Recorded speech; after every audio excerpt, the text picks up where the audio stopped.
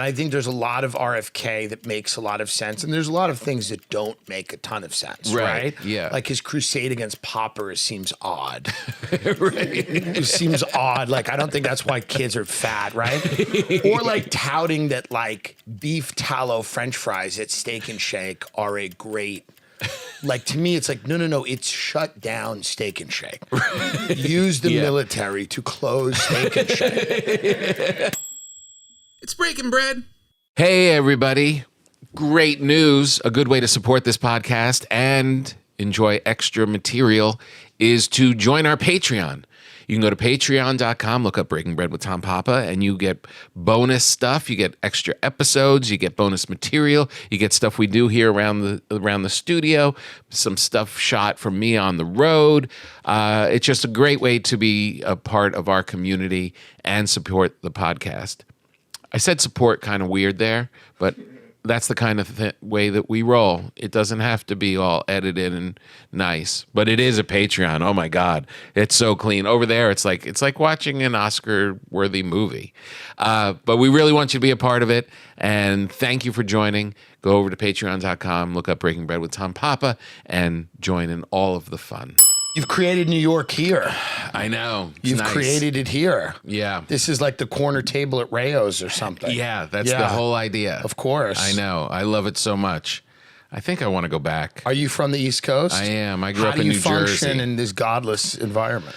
I got a sauna. So I just, and when you sit in it, there's a window. Yeah. And you can see a palm tree, a single palm tree. It is beautiful. So I just sit in there and I pretend that, that there aren't people casing my house I'm sitting in there. It's the most seductive place. I've never lived in a place where the flora, the fauna, the smell of jasmine and honeysuckle. Yes. I've never enjoyed one interaction I've had with a person here. Not one. In 5 years, not one thing has fulfilled me on any level, spiritually and or any other, Yeah. But I will say just the nicest times I've had, I've been completely alone and just looking at the ocean. Right. And then you go, God, it's beautiful. And it gets inside of you. It does. And it's hard to get it out. I know. It's very seductive. You look up, if you look 10 feet up, from 10 feet up, you don't look down below 10 feet. You think this is just paradise and what could possibly be going wrong. Right. If you look below 10 feet, it's a hellscape. It's a tough below 10 feet market. It really is. You grew up in Long Island. I grew up in Long Island. So I adjusted to the suburbs easily. Right. So I come, because a lot of New York guys that I'm friends with, like Giannis Pappas or Sam Morril or any of these guys, they can't imagine it. I know. They can't even fathom living here. How could you live there? How do people live there? And it's like, well, if you come from the suburbs, you're used to driving and traffic and things being far away. Yeah, and there are certain guys, and we're not two of them, who look like a manhole cover. Yes. Like a New York dirty manhole cover. Sam is one, Giannis is one, Attell is one. And like if you were to see them walking on a beach, it would be a shock. They love New York in a way that I find to be unhealthy. Yeah. I love New York too, but I think you should be a little open to other things. Right. Just slightly open to other things. You know? And other people. Yeah. No, you look like you could deal with some sunshine and some ocean. I'll get cancer, but, I mean, I like the, where I really feel at home is a place like Orange County where people are really stupid and kind of small-minded. And I like the idea of like sitting at a restaurant and ordering like a Godzilla roll, like some like grossly Americanized sushi.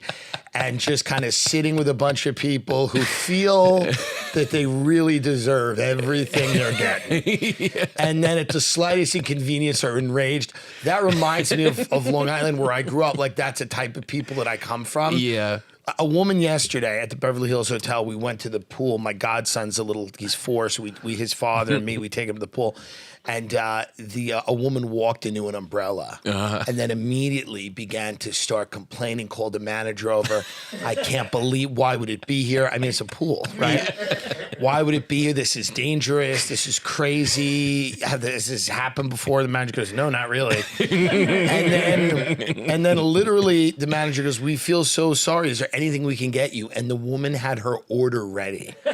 She goes, yes, 2 McCarthy salads, a water. It was all to just get something free. Oh my God. And that's the type of people I come from. Just people that are ready with a scam, not even a good scam. Right. Not even a meaningful scam. They just want a free salad or a free, Just hit the notes. Just hit the notes.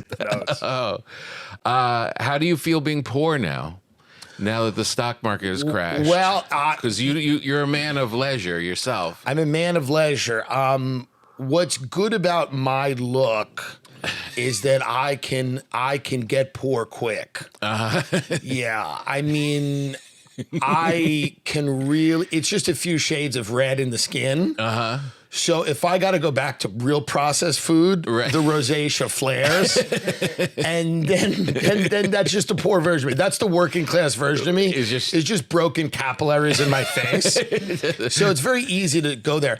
I don't have a ton in the stock market. I like real estate because I understand it. I don't really understand the stock market. I'm not good at it. I can't be on my phone all day. I have friends that are really, really smart. Yeah. I'm not. Yeah. In that way. So I like, okay, I got a couple of houses and I get them. And you don't 10x your money with houses, but you don't go to bed and wake up and go, oh my God. Like I have friends calling me going, whoa, it's getting bad. I know. This is, Joe and I were talking about this. It's, I put money in the stock market. I don't. I have somebody that does it. Right. But it's pretty conservative, but it's just, whatever you're supposed to do. Yeah. But it seems like an idiot's game because I've watched it in 9/11, 2008, COVID, and now today. It seems like every 8 years you lose everything and then hope that it comes back. And that's okay when you're young. Yeah. But when you're if you really need the money, and this is just going to keep happening. Yeah. And what's always bothered me about it is all of the things that you should get into, once you've heard about them, it's over. Right. So like NVIDIA. Yeah. I heard about NVIDIA when it was over. Right. You know what I mean? Yeah. It's been over. Yeah. I'm hearing about NVIDIA from someone so third hand. Right. It's at that Orange County sushi bar. A guy's like, Miss NVIDIA. And then I think I've gotten a tip. I'm like, how about this NVIDIA? And I text one of my people that's in finance and they go, yeah, that's done. Everyone's made their money. Everyone's gone already. Yeah. Everyone's sold her. People have sold the thing I'm thinking is the root. So I'm behind. Whereas to me, I think real estate is easy because you go, this is a desirable area. Right. This is an old house, but you could fix it up and throw in a new floor. Right. And I get it. I get that. I go, okay, that makes sense to me. But the stock market, you got to have a good head. Yeah, a good head or just blind faith. Right. Yeah, a tolerance for risk. Yeah, just all right, we'll just let it kind of ride. My new thing now, because I think we've lost 11 trillion. Yeah. My new thing is if you're worried about that, that's broke bitch shit. Right. I want to get shirts called Tariff Country and just walk around and I want to pretend to be so rich I don't care. Right. I think that's my new angle is so what? It's 11 trillion. So what? I'll be That's all right. my new. I'm gonna be fine. Who cares? Yeah. Where are we eating tonight? Yeah, it doesn't matter. It's only $11 trillion. It is a crazy number when you think about it. It's 11 trillion. 11 trillion. It's a lot of money. It's a lot of. What's insane is it's one guy can do this. One guy. It's wild. There's no meeting. There's no vote. There's no. Well, here's one thing though. I think that a lot of people thought he wasn't serious about the tariffs. Yeah. Because what's interesting about Trump, the only consistent position he's had. For 40 years is tariffs. Yeah, he loves it. Really is the one thing. You go back and watch him. He just likes the idea of tariffs. Yeah. He's been in a few different places on a lot of issues, but tariffs, he's pretty consistent. But I think a lot of people, I don't know what percentage tariffs, you know what I mean? I'm I don't know, what is the percentage of tariff that loses 11 trillion? I don't know the number. People on the news are he should have done less. I'm I don't know what the number is where you don't lose that kind of $1 money. trillion. I know that he wants to. I think in theory it sounds good. The thing about it is, it's like anything else. It sounds good, like the idea of like the working class is in trouble. They did have stable jobs. Those jobs are gone. Right. The country's been deindustrialized. You go to like Scranton, PA, or like Rochester, New York, right? Yeah. I did a show in Rochester, and behind the theater was the old Kodak plant in Rochester, and now they test blood there. Whoa. It's really like creepy, and it's just a perfect like example of like, and it's not a lot of people testing blood. You don't need a lot of people. Right. But they're just testing blood. And that was a big Kodak factory that was like the big thing in Rochester. Yeah. That's gone now. And now you have the blood testing facility with a few people in it. And that could be repeated all throughout the country. And so it is like you have that, but then do these tariffs get, I don't know. And of course, you know, he goes, well, people are going to build factories here. And, you know, that's the real question, right? Does that work? Does everybody just start like getting some bricks and some cement and building factories this week? Like that's not gonna. I don't know how it works. I also think that it's like very possible countries start trading around us and not, you know, trading without us. So do you think it'd be a good time or a bad time to upgrade my phone to the 16 I would wait on it because there's nothing new. Apple hasn't had a new feature in a long time. Right. There's no difference. In fact, it's shockingly similar where you forget you have a new phone. That's why no one knows what phone they have, by the way, because no one's proud of their phone. It's not like you're like, I've got the 19S Pro. You're like, oh yeah, I don't even know what it is. People go, when's the last time you got a new phone? I go, I don't even know, because they all blend. They do the same thing. Right. There's no phone that's new. Yeah. So I would just put it off. I'm putting everything off. Yeah. I'm putting everything off. I'm not even splurging on a colonoscopy. What are you, nuts? In this economy? I need to find that out now. Right, exactly. Yeah, I've been eating a diet of refined carbohydrates for 40 years. Now I'm going to go in there. No, thank you. Yeah. Let's get a little of that 11 trillion back before I start going crazy. I baked this bread for you, by the way. I don't know where you're staying. Let me ask you about this bread, because this is, you know, you see these people baking bread. Yeah, I see them. You see them on, you know, I look at you as like one of the OG bread people. Thank you. And finally some respect. No, seriously. And then there's all these like people on TikTok. Like this is now a thing. Yeah. This is a thing now. It became a thing during COVID.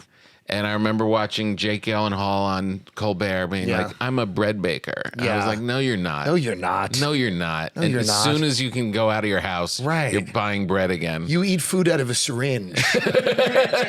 There's no way you're baking No bread, way. Jake Gyllenhaal. Yeah. So I was before, and now I'm still going. Living in the West Coast, sourdough has become my favorite bread. Oh, yeah? I was a rye guy for a long time. My grandfather loved the fresh bakery rye. Oh, yeah. In Long Island, Irish guy who just loved the fresh Jewish bakery rye bread. The best. And he'd like some seeds in it. Yes, And caraway if you give people a seed now in bread, they look at you like you're crazy.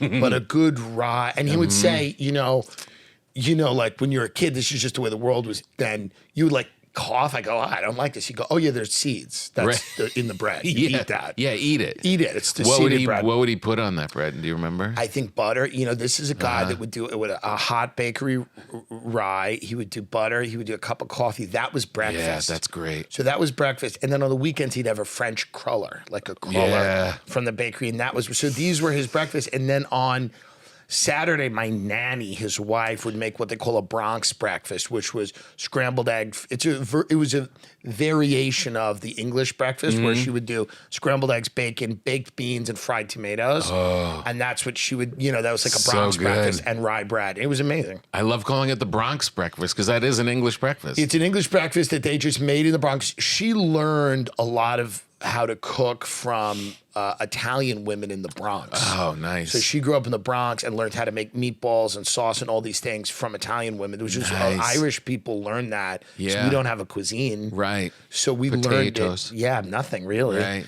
And we learned it from Irish people in Brooklyn and the Bronx, where Irish people learned how to cook. Oh, it's the best. Amazing. Oh, it's so good. Well, I made this for you. Well, I love you it. can bring it to your hotel. You can rip it apart. You can do whatever you And want. this is sourdough. This is sourdough, but it's not gonna be very sour. It's so explain to more me, earthy. Explain to me what this is. A variation of sourdough. Like It's a whole grain loaf. Okay. So it's got a little white flour and then mostly wheat flour. Okay. And Can I try it now? You can. Can I? Okay. Sure. Do you want olive oil? I'd love some. I didn't know if this was like a self-control thing where they put the bread in front of you and they go, well, we'll talk about it for an hour. Your special's great, by the way. Thank you. I Did watched they it send last night. Yes, I got Good. I got a preview. Good. And I think This is amazing, by the way, for people that are that are seeing this, probably living on the street now because of the tariffs. It does feel like kind of a luxury thing to do when we've just lost 11 trillion. I'm like, what you can see is the airiness of it. It does seem like an interesting thing. It's they don't know how to send their kids to college. I'm like, well, it's just kind of a bounce. But it does have these pockets. And correct me if I'm wrong, but this is how you know it's real. Yeah. It's and nicely hydrated. Right. So it's got a little spring and a little air. And this literally just came out like an hour ago. Yeah. So I love the way you're cutting it. You really know what you're doing. Yeah, I mean, Tom, if I don't know this. I love it. If I don't know bread, then something horrible's happened. You know what I mean? You might be my favorite guest ever. Yeah. No, it's a rare, you've never had bread? No, it's all a rare disease that this has all happened. You have a very funny joke in your special about your father being unhappy and just yelling about you and your mom just being fat. No. I just work at a job I hate so I can get money, so I can get food for you and your fat mother. Well, it's a joke because it's like nowadays it feels like it's a one-sided thing where it's like kids have mental problems and then they say to their parents, I have mental issues. When we grew up, it was a two-sided thing. Right. Your parents would tell you their problems. Right. Like now it's like, it seems very kid-focused. Yeah. But especially boomers, they go, yeah, I have a horrible life. You think I wanted to live like this? Yeah. And you'd be like 9 years old sitting there in a station wagon in front of Blockbuster. They go, yeah, I didn't want to live like this at all. You think this is what we wanted? Right. And it's so interesting because that... It doesn't seem to happen as much now. No. It seems like it's a very one-sided thing. Yeah, just fielding the kids' problems. Right. And you could just kind of shut up about your stuff. This is amazing, by the way. This bread is as good as it gets. All right, this awesome. is killer bread. And how did you find the right mix, the starter? I started, a friend of mine gave me a starter, and my daughter started a starter for me like 12 years ago. And then I started researching flours. When I'm on the road, I would go to bakeries and just kind of like hang out and see what they've got and see what the stacks of flour were. And then I found this central milling company, and I started ordering the flour. I get like 50-pound bags of flour delivered to my house. And, when everyone talks about American wheat being manipulated, people go, you go to Italy, you go to people with gluten insensitivity, go to other countries and they have bread and it doesn't bother them. Is that something that's true or is that something people say? Because I don't know. I think it's true. There's definitely things added to our bread, like commercial bread, that like if I have friends that have gluten kind of issues. Yes. And, they're not celiac or anything, but they can eat my bread because there's only flour, water, salt, and yeast in this. Anything you get in a supermarket is going to have all this extra shit in it that's going to make you sick. Like, why, after centuries, when we show up, is bread bad? Right. Like, people have always been... So if you eat pure bread, you're fine. But with the flour, we have enriched flour in this country, which means that it's there's minerals added to it. And I saw a guy saying that that's the cause of us feeling like shit after we eat bread because you're using enriched flour. Wow. Where in Europe they don't. Yeah. So this is not enriched flour, so you should feel amazing after this. Well, that's a high bar. Amazing. But no, it's amazing. It tastes good. There's so much, I think, in the American diet that's obviously not great. Yeah. And bread is always a culprit. Yeah, they always come to bread. They're always like, come to bread. Yeah, and it's like, no, I mean, we thousands It's the of way years that we eating make bread. it. It's the way. Yeah, that makes sense. Yeah. In your special, you talk about your friendship with RFK Jr. Yes. Are you really pals? Well, we've gone out to dinner a few times. We're not like the greatest of friends, but I find he's a very interesting character. Right. And I think a lot of what he says is very interesting. How do you approach the world this way? Because you Sure. The reason I love you so much is I think I told you, like, I think it was during the pandemic, like, I was using you as a voice of reason because you really have such a great way of breaking through and looking at the world in ways that a lot of people maybe don't. You call bullshit on a lot of stuff. But where does the bullshit stop? Yeah. Like, where does breaking through the traditional bullshit stop? And then now we're into new bullshit. You know what I mean? And I use RFK Jr. as like that example. Sure. It's like he's saying stuff that's like, we have a lot of shit in our food and we have a lot of stuff. And then he gets to this other spot where you're like, well, wait a minute. I think that the way I approach it is when I do my show, I look at the news and I try to find what's funny about it. And often what's funny about it is what's absurd and crazy or something doesn't make sense, right? Yeah. And I think there's a lot of RFK that makes a lot of sense. And there's a lot of things that don't make a ton of sense, right? Yeah. Like his crusade against poppers seems odd. It seems odd. Like, I don't think that's why kids are fat, right? Or like touting that like beef tallow French fries at Steak and Shake are a great... Like, to me, it's like, no, it's shut down Steak and Shake.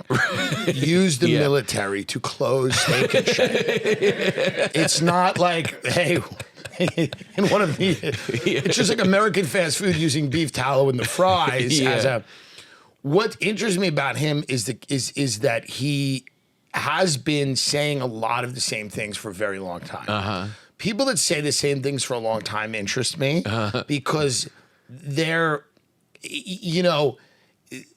like out there on an island screaming. Yeah. And then eventually a boat lands on it with people and they start listening. And then you have to analyze why that's happening. And I think a lot of people felt like during the pandemic that public health had become fused with politics in this weird way that people felt very uncomfortable with. And I think that they were looking for a viewpoint outside of the mainstream. And I think RFK is this interesting guy. He's a Kennedy, but he has this voice. Like he has this thing. And so it makes him this over the top character. And he's a guy that was like a hero of liberals for a long time because he was going at polluters. Right. This was RFK's entire thing. It was like going at polluters.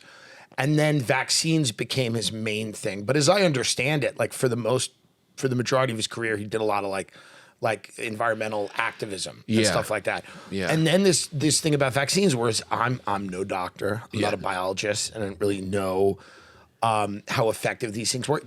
I got the COVID vaccine, and then I got COVID like 4 times. Not an ideal product. You know what I mean? Like in the most like generous understanding of it, not an ideal. Like would have loved to get it 2 times after the vaccine, not 4 or whatever it is, 3 or 4. So it's like I feel like a lot of people were just distrustful of that. So when I look at a guy like RFK, I have not done any research about vaccines and autism. I don't plan to. Right. That's not how I'm going to spend my day.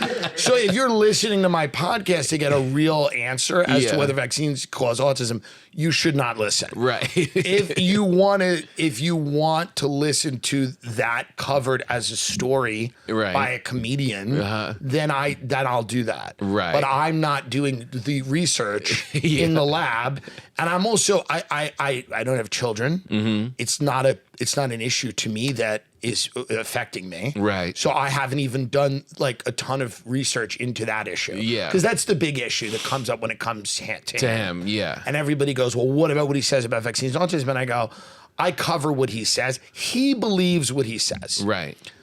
He truly believes it. Yeah. And that's where now why does he believe it?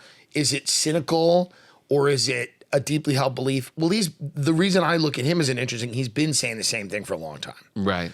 And it could be kooky because sometimes he does do stuff where it's like, he'll say like the microwave gives you AIDS or something. Yeah. And it seems to not. Yeah.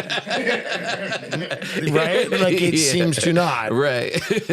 So there is there is that thing where it's like, I think it's like, I don't think comedians swayed the election. I think they lost to this guy twice. I think it was very easy to blame Joe Rogan and Theo Von. I think it's very easy to blame podcasters. I get it. He definitely had bromentum. He had bromentum, but also it's like if you lose twice running a wildly unpopular candidate from the, middle of the party. You didn't really run Bernie. You didn't run a disruptor. You ran kind of an establishment status quo candidate both times who's relatively unpopular, not super likable. This one was a little less articulate than Hillary. And this one emerged after an octogenarian guy who you said was okay came out in a debate and seemed like he had passed on. Right. So I feel like there's a lot of like introspection that needed to be done, and they didn't do any of it. And then you just said, well, these guys with podcasts, right? I can't believe it. So I think it's like, I think people overstate our influence. Certainly mine. I mean, and nobody really overstates mine. They're not writing articles about me. They write articles more about the guys with bigger platforms. Yeah. My show's listened to by a lot of interesting people. Yeah. Like that'll reach out to me and go, I found this really funny. And that surprises me. And I go, good. But I never bought that thing. I just don't buy into that like we're super influential. Right. I think there's definitely influence. There's probably influence for sure. I mean, Joe's is powerful. Is his show bigger than mine? Statistic. I mean, look it up. Yeah. I don't know. No, I got to be honest with you. The numbers are, no, I'm kidding. Yes, he is more influential than the rest of us. He has the biggest media platform in the country. Yeah. But by the way, you know who's also influential? Taylor Swift. Taylor Swift is influential. A lot of mega celebrities with massive social media followings also are influential, right? Like Beyonce is influential. So you had a huge, amount of celebrities come out and listen, Joe's full, he's an influential guy and he's got a show that lots of people listen to. But on the other side, you have a ton of mega famous people with social media followings, 100 million people. Yeah. 150 million people. Taylor Swift sold more tickets probably than anyone else in history. And she's coming out and going, vote for Kamala. So I just feel like I'm sure there's a certain degree of influence, but there's this whole idea of like, are you using your influence responsibly? And I think that's an unfair burden to put on someone who has a podcast. It just became popular. Yeah, it's just like, listen, if someone's going to sit there and have a show where they bring people on and have conversations with them, everyone has the opportunity to do that show. And the people that don't do that show can't complain. Right. I agree. You might go, well, Joe wasn't as hard on Trump as he should have been. That's a critique. But he's having a conversation. And here's the reality. If Kamala came on and he had a conversation with her, there would have been people going, he wasn't hard enough on her. Because that's the way it works. You're never going to be hard enough on people. We had Vance came on our show. We immediately emailed Tim Walsh and went, hey, the vice president reached out to come on. Do you want to come on? No response. I just reached out to Bernie Sanders, who I agree with a lot of what he says. Yeah. And I said, would you like to come on the show? I'll fly to you. No, they don't want to come on. Really? Gavin Newsom doesn't want to come on. They don't want to come on. So the reality is it's a little tiring to keep getting blamed when you offer and then they go, well, let's say it is a hostile environment for Democrats on these shows. Right. Putin, President Xi, right. You're not going to go with Theo Von? Right. That's crazy. That's insane. That's insane that you're not going to go on these shows.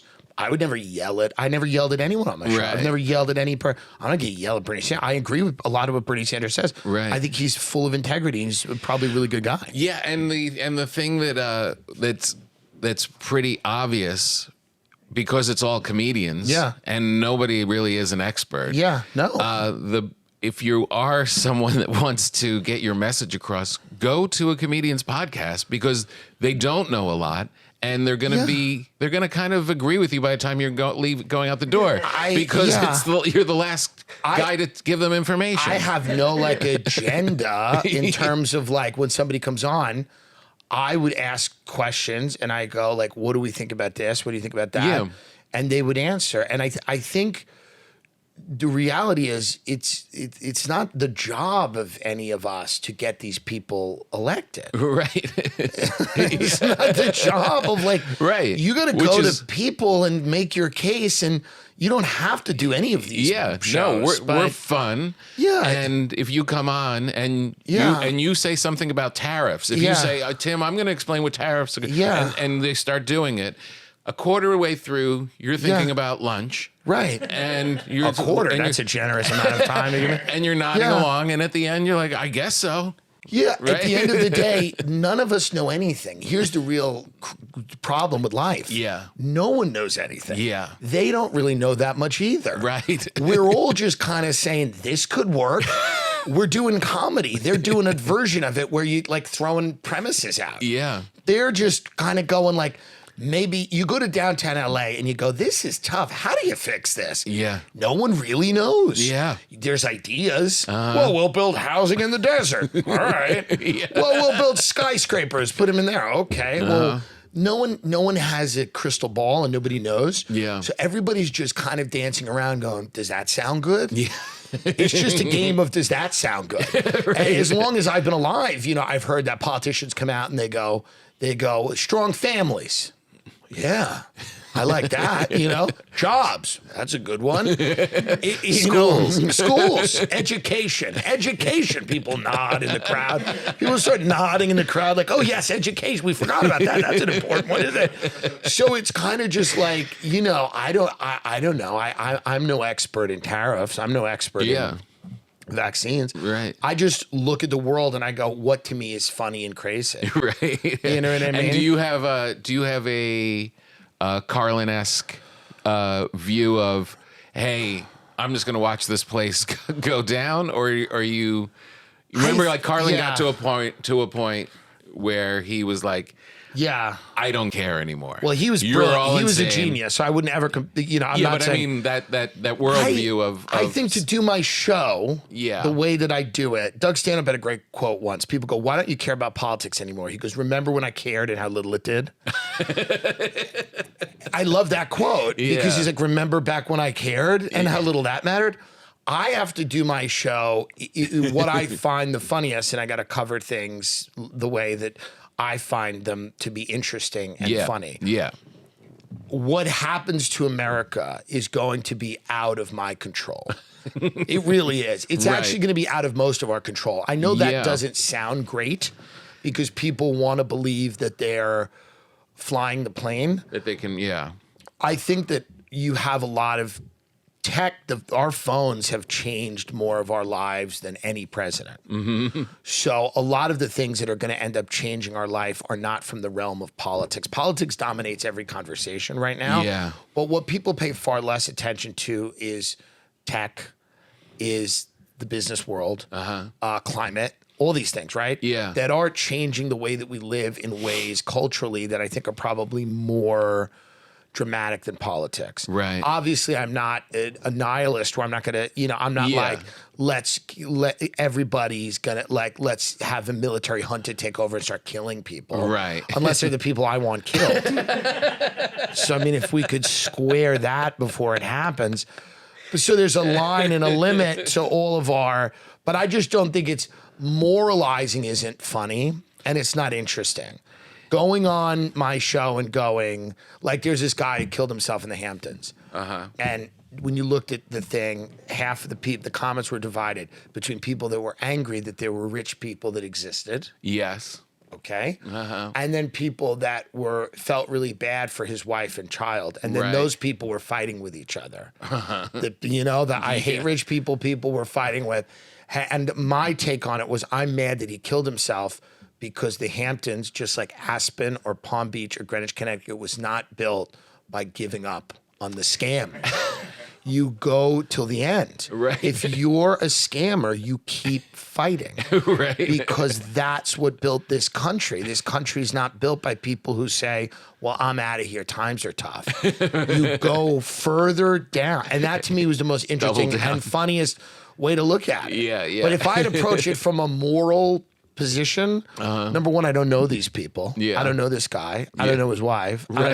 I don't know anything about them. Yeah. So I have to just judge it as con man in Hamptons kills himself. Right.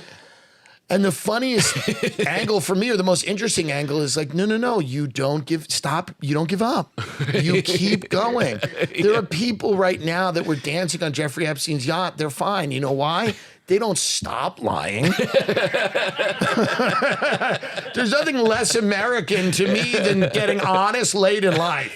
There's nothing less American. It is the least American thing you can do. The deathbed confession. Right. It's the least American thing you could do. Lie more on this. Tell a story on the deathbed that implicates other people before you go.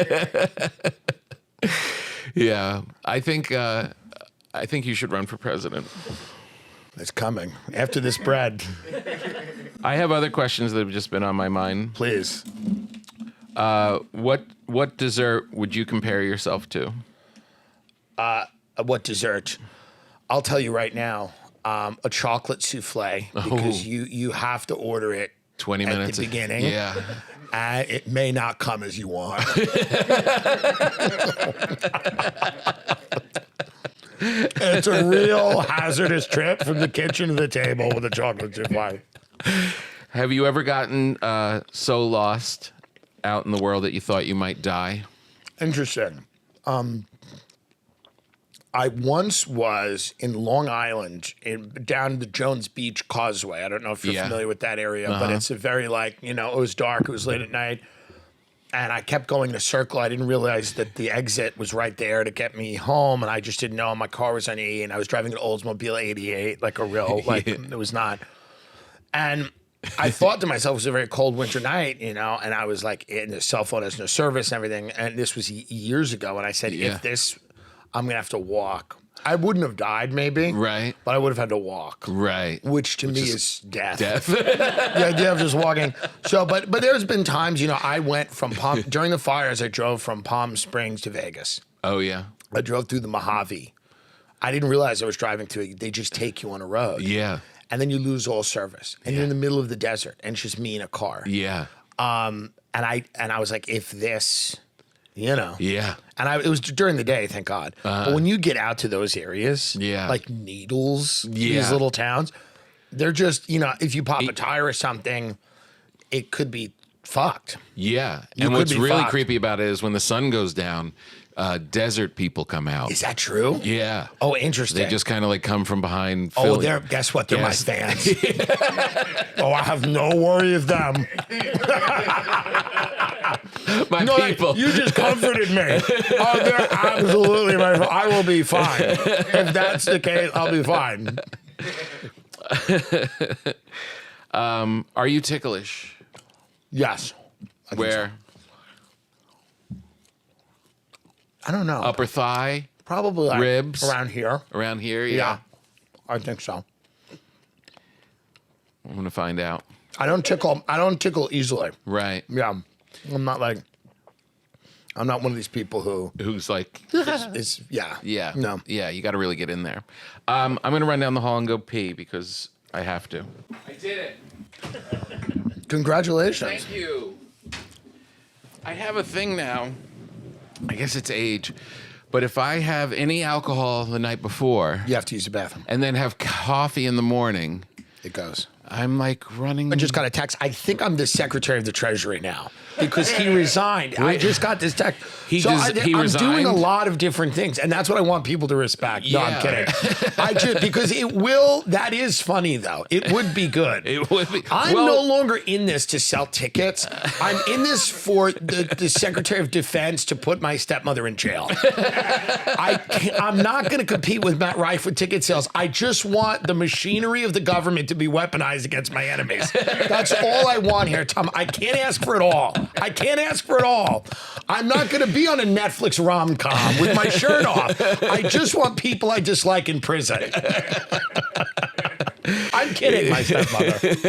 It is funny, though, when you were talking about how no one's in charge. Yes. And, like, when you look at the people who've been put in charge, yeah. It's like, we're really going to find out. Yes. We're really about to find out whether or not you can put crazy people, crazy looking different people in all these positions and have it work. Or do you need people, grown-ups, older people in suits to do it? We were going to find that out quickly. We really are. We're going to find it out quickly. We're going to find it out quickly. You have a very funny joke in your special about kids declaring that they're a hawk, right? You say a hawk? Yeah.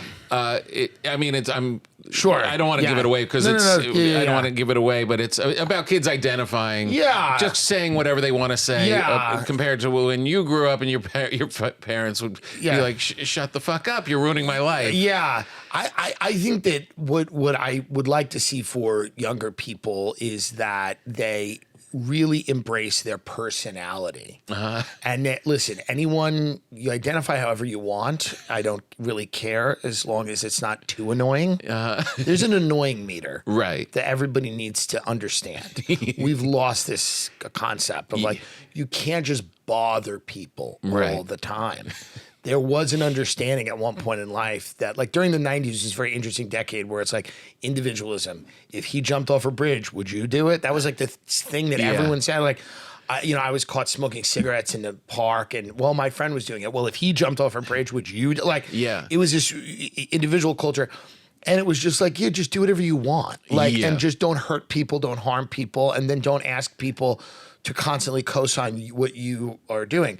I'd like to get back to a little bit of that, where you just have you have a reasonable expectation. Do your thing, but keep it to yourself. I don't. Don't impose on the whole family. With the parents, my parents don't agree with me. What? You leave your home, get a life, and have the relationship with your parents that a lot of people have, which is kind of a strained, awkward, forced thing that's loving, but also we're just different people, and you don't have to see them more than 3 times a year. Yeah, we're different people. It's okay. It's not a everybody's constantly going for these affirmations. I need the world to affirm me. That doesn't interest me. Right. People going, I need everyone to agree with me. Also strangers. Right. I need strangers on the internet to agree with me. That doesn't really interest me. Those people, I think when you're young, I think you tend to think that those things really matter. Yeah. As you get older, you realize, you get a small circle of friends. If you're lucky, you have a job you like, you're in love with someone, or you tolerate someone, or somewhere on that spectrum. And that's that. And you get a bread, and that's it. You know what I mean? Everyone wants way too much out of life 100%. And demands way too much out of life. Yeah. Everyone wants weight. They want to love what they do, and they want everyone to love them. And they want to be on a journey that people respect and think is necessary. And the best advice I could give to my children was lower your expectations. Yeah. I mean, the relationship you should have with your parents is the relationship that my father has. I love my father, but he called me and he goes, David Spade mentioned you on Howard Stern. And I went, oh, that's awesome. And he went, and that was it. So that, I think, is the goal. I don't think it should be like this where you're constantly telling them about every single thing that you figured out. Yeah. Now, this leads me to an uncomfortable moment that we have on this program because you don't really follow trends and you're kind of your own guy. But we found this on the internet. We are Cracker Jack staff. It seems like you went through a furry stage where you were trying to get people to. Yeah, and by the way, I would absolutely wear that. I know that that's AI, but I would have just dressed up in that for the photo. What's interesting about furries to me is that, let's say something nice about them, they don't seem terribly concerned with other people's views. I haven't seen yet the furry community come out and demand to be respected. Right. And that's kind of comforting, as much as I'm not a fur, I don't like warm garments. I think there's something nice about going, I'm a furry. I'm just doing this. I'm just doing it. I know you don't like it, but I don't care. I don't know why every fetish and every single thing has to be paraded around. Isn't the point of it all that it should be a little hush hush? Like there's some, I don't know if you should walk into a Bank of America dressed like a fox and go, I demand to be respected. Doesn't that take the fun out of it? All right, back to some questions. These are very important. These are the ones that really mean something to me. If you were to give your phone to one person for a whole day and they can't reveal that they have your phone to anyone they contact, who would you give it to? Oh, so they could just see all the text messages? Mm-hmm. My maid is trustworthy. Yeah. Yeah, and doesn't speak English. She have no idea what's going on. Do you think you'll be able to keep her now that we're $1 trillion in the hole? I think so. I mean, she's a citizen. Oh, yeah? Yeah. Oh, that's good. Did you check that, or it just kind of worked out that way? No, look, most people are citizens. That's the other thing. There's obviously people that are not citizens, but there's a lot of people that are citizens. Yeah. It's like, it's very weird. Like, a lot of people came out like during the Trump thing, and they're like, they would go up to people, like, it was kind of patronizing and be like, we're so sorry about this. And it's like Mexican families been like, no, we've been citizens for generations. I know what you're trying to do. Yeah. I know what you think you mean, but like, we're like citizens. Yeah. This isn't, you know what I mean? Yeah, exactly. We're just Americans. What hill would you die on? The one that separates Studio City from, the hill of like, I think if we start, because of what I do for a living, what we all do for a living is to talk shit. Uh-huh. If you couldn't talk shit, right, I would die on that hill. Right. Obviously, because I think the first people they get rid of are people that talk shit. Yeah. And then that's the hill I die on, because it's like, that's why when, I think Trump said a lot of interesting things I agree with, things I disagree with. When Elon Musk comes in, I'm like, this is cringe. I say that. People get mad at me. Right. I don't care. Yeah. Guys, on ketamine running around with a chainsaw. Which is, as I say it now, it's actually something I think is probably fun. Is it good for us? I don't think so.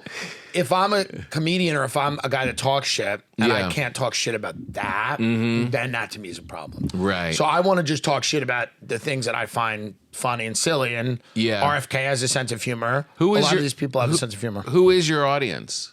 Like, what do you like when you say that people get mad at you, like for the Elon, like? I have people that will get mad at me for all kinds of things. So there are people that feel like that they like him, and they're fans, and for whatever reason they think I have my read on him is wrong. And then there are people that think my read on this person is wrong or that person is wrong, and so do you get a lot of back and forth from your audience? I get people that aren't happy with the things I say all the time, but I think that my whole thing is I'd rather have less of an audience. I just want to say what I think. Right. So like I think if I didn't say like the things that I think, it wouldn't work. Right. So people I think at the end of the day also just can also go like, I don't agree with you. That's great. Yeah. As long as it's interesting to hopefully to listen to. Do you feel like most of the people are just in on the joke of you just being funny? I think a lot of people will enjoy it. I think a lot of people, humor is not for everyone. Right. So when you're on the internet, there are people that are not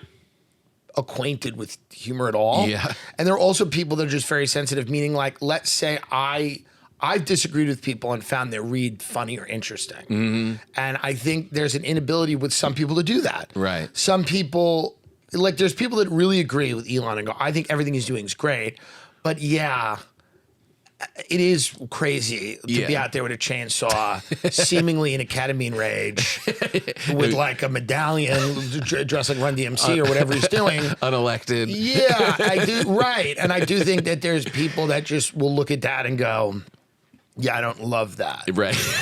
or at least realize how funny it is and how crazy it is. Even if you agree with him, you have to understand that is an objectively funny image. That actually is the most dangerous thing, is when people don't have a sense of humor. It's fundamentalism, right? So it's the same thing you'll find if you go to some religious cult and you try to make fun of the leader of a religious cult, and no one can get behind it. It's because they've traded in their critical thinking for just like raw,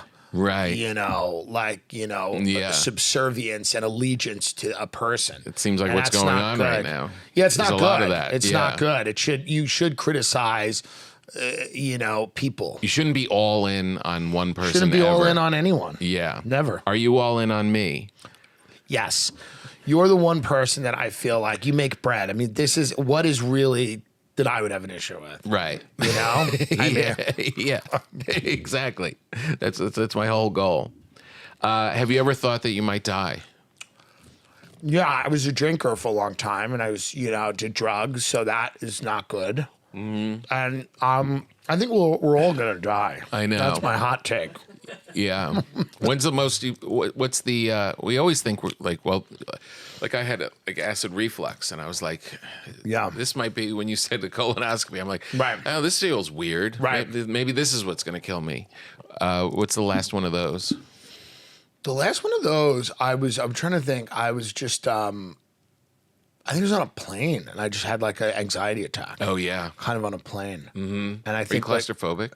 I am a little claustrophobic, and I am a little like, when things are out of my control, I don't love them. I just had like an anxiety attack, but it passed. But you have that moment in the anxiety attack where is this it? Because you don't really know what's going on, and then immediately you're able to recognize, oh, it's anxiety. It's okay. Right. Yeah. Or it's not. Because one of them won't be, but that one was. The claustrophobic moment I had, I was on a small connecting American Airlines connector, like one of those where you see big men get up, like hunched over, walking to their seat, and you're like, oh shit, this is, and it was in the back window. So I'm tight. I'm in the back and I'm tight, and there's people around, and I'm feeling, I don't really get claustrophobic that often, but this was bearing down on me. Yeah. And in the middle of it, this woman behind me just starts going, I can't. Right. Saying out loud everything that I was feeling. Right. And she got up and got off the plane. Interesting. And left. And something about seeing her misery calmed me down. Oh, that's good. Right? Yeah. Yeah. Yeah. So I think I'm going to. We were on a flight the other day. We turned around an hour into it because some guy threatened a flight attendant. We had to land back at LAX. No. And I missed a gig, and I was so pissed. No. Yeah, because apparently he said something that warranted flying and returning to LAX and kicking him off the plane. I don't know what it was, but the FBI came on the plane. It was a whole thing. Holy shit. Dragged this guy off the plane. I was like, this is insane. That's crazy. And you missed the gig? I missed the gig. Son of a bitch. What it is. Did you just go back home? Yeah, because it was west to east. Right. So you're playing with, there's no time. There's no time. I know. And the flight was delayed, and then we got on the flight, and then it was this nightmare. Being you're so successful at stand-up and your podcast, do you care or have a read on what's going to happen with the rest of show business? Well, it's very nice for you to say I'm so successful at those things. I don't know. I mean, I tend to believe that people are always going to want to be entertained. Yeah. And I just don't know what form that's going to be. Mm-hmm. I think the real debate is film. That seems to be the most interesting tension point. I don't know. I think streaming seems to be, a somewhat consistent thing where shows pop, and then you get a Yellowstone, you get a Severance, you get a this, you get a that. People love it, whatever. Where is the movie business in 5 years? That's really interesting. Yeah. What happens to film? Yeah. Do we tell stories that way? Do people want these things? Do people care? I just did a great movie with Theo Von and David Spade. I think it's really funny. It's called Busboys, and I think that's going to be really good. You play a busboy? I play the manager of the restaurant. Oh, nice. Yeah. And it's an amazing, really funny movie. So I'm hopeful that things like that coming back will make people remember, like, oh, this is really cool to Gen Z goes to see films, horror movies, and things like that. Like I do think nothing will ever go back to what it was. Mm-hmm. Everything's going to be different. Yeah. But I don't know that I'd give up on people being entertained. I think the Hollywood system is in deep trouble. Yeah. The system of Hollywood, meaning a tightly controlled, very massively funded, large, sector of the economy, controlling content, is probably done for forever. Right. I think a lot of stuff is going to be created independently and then trickle up into the system. Right. And that seems to be happening already. And I think that will be the future. And then I think Hollywood will adapt to that, probably shrink. I Right. would imagine the business is probably roughly half the size it is now, and it'll spread out. I think it won't only be in LA. I think you'll find lots of different Do you think that things. LA will still be a viable place to live? Yeah, I think For show business? it's a vassal state of China right now in terms of the real estate. I mean, the high-end real estate is being sold mostly to Chinese nationals. Right. And this is from real estate agents I'm friends with, truly. I mean, nobody can afford to buy a $25 million house in the Beverly Hills Flats. Yeah. Unless you are bringing money in from another country for Right. the most part. And there could be a debate about that, and should be. But the real estate, foreign money has replaced American money in the high-end real estate market in Los Angeles. So it's not going to be a crash. But in terms of a viable place to live, I mean, that's a real interesting conversation about what determines that. Yeah. But and whether you have to be here for show business. Yeah, but the big money will keep rolling into Southern California because of the weather and because of the name recognition and because people appreciate it, and it's an amazing city, but I mean, people are gonna get priced out. And it's, so many people though. Like when you just that. I mean, millions of people just. We made a decision a long time ago that it's just good to have a real estate market that doesn't stop. Right. That will houses will keep sell going. for more and more money. Yeah. And that we made a decision, and boomers were big in that because that's their big asset. So as it goes up, and as their kids are impoverished and destroyed, they're happy. Right. Because they're doing good. So we've made that decision that there's no end to up with the real estate markets. This is why there's houses in Bel Air for $180 million. It's absolutely silly. Yeah. It's fake. It's not real. Right, That's not exactly. worth $180 million. Right. But it's just a showpiece to launder money. So as we've made the real estate market in all of these cities, by the way, Manhattan, Miami, San Francisco. it's all money laundering. Yeah. So when people go, is it a viable place to live? It's like, not for you. Do you feel like we're how far back have we returned since COVID? I don't think we'll ever go fully back. I think we're more I think we're like more online now than ever. And I think we'll probably end up kind of being online a lot. Yeah. And I think people stay in their houses a lot. And cities like LA and New York don't feel the same. I think culturally, we are in an interesting place because I think that what COVID did was it broke the stranglehold that these legacy systems had on things like entertainment and people are, and media in general. And I think for good and bad, there's positives and negatives to everything. But like, I think that you're going to see a lot more independent films and shows and comedy specials and podcasts and, all of those things are coming. And I think, artistic life could get better. I think politics has drowned everything out. Yeah. But I think if politics takes a back seat and then people start realizing there's more to life than politics. Yeah.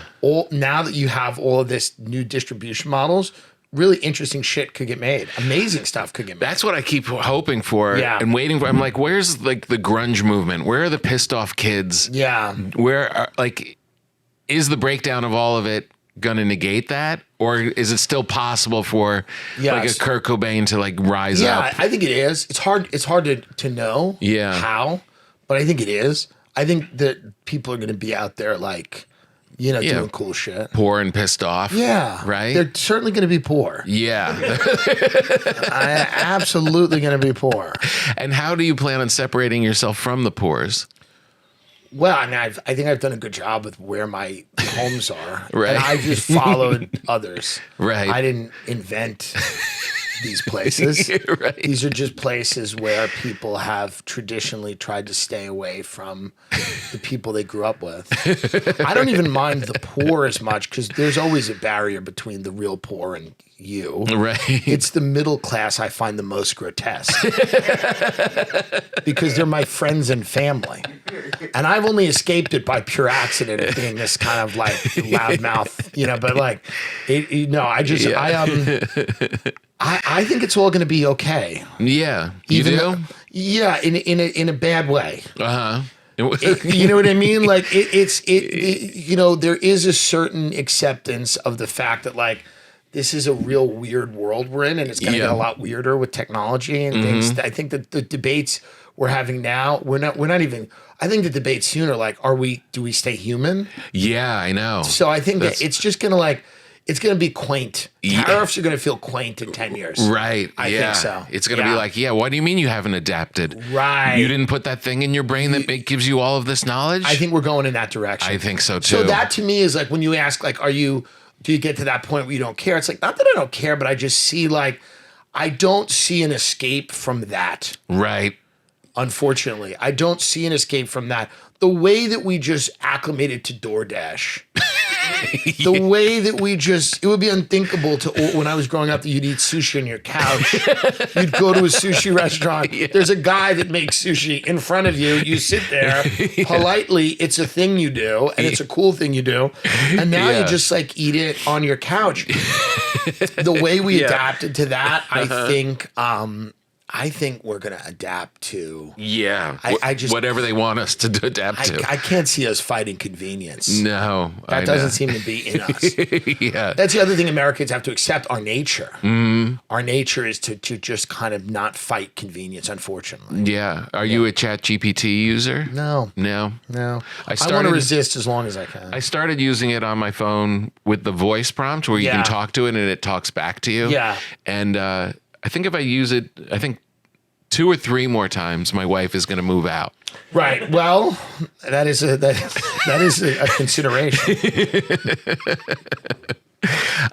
Congratulations on the special. Thank you so much. It's I appreciate so good. it. Thank you for having me. I had a lot of fun. It's really good. Thank you. And I'm really psyched for people to see it. Thank you so much. Yeah. And let's get Jerry to endorse it as well. I'm friends with his wife. I love Jessica. But no, it means a lot to me. Thank you.